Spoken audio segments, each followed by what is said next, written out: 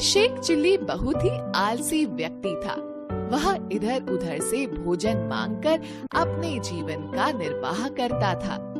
फिर भी वह हमेशा अमीर बनने के सपने देखता रहता था।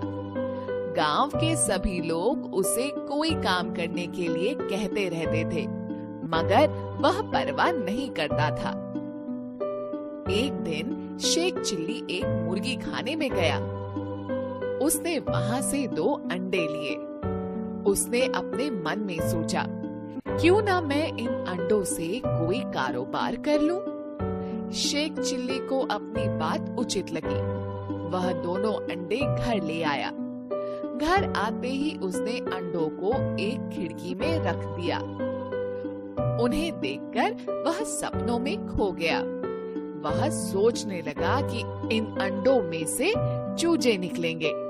चूजे बड़े होकर मुर्गियां बनेंगे, फिर उन मुर्गियों के चूजे होंगे, फिर वे बड़े होकर मुर्गियां बनेंगे। इन मुर्गियों को बेचकर वह और बड़ा कारोबार करेगा। शीघ्र ही वह अपने कारोबार में बहुत उन्नति करेगा। इस प्रकार वह एक अमीर आदमी बन जाएगा। इतने में उसे बाहर कुछ शोर सुनाई दिया। उसे ऐसा महसूस हुआ जैसे कि उसके घर में चोर घुस आए हैं। वह डंडा लेकर उन चोरों को मारने दौड़ा, लेकिन उसका डंडा खिड़की में रखे अंडों पर जा लगा। दोनों अंडे टूट गए। अंडों के टूटने के साथ ही उसका अमीर बनने का सपना भी टूट गया। शेख चिल्ली बहुत ही उदास मन से उन टूटे हुए अंडों को देख रहा था और बाहर से देख रहे लोग उस पर हंस रहे थे। सियार का डर।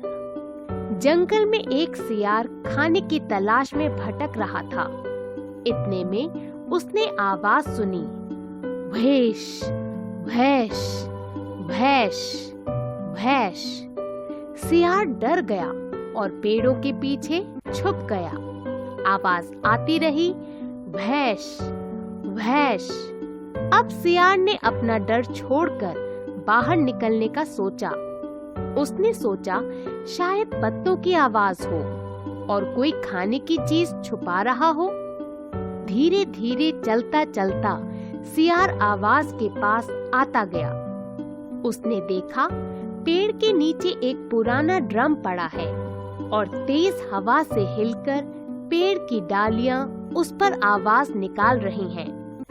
पास ही में उधर से जाने वाले लोगों का खाना पड़ा है। सियार ने पेट भर के खाना खाया और पेड़ के नीचे पड़कर सो गया। उसका डर उड़न छू हो गया। Please like, share and subscribe. Thank you.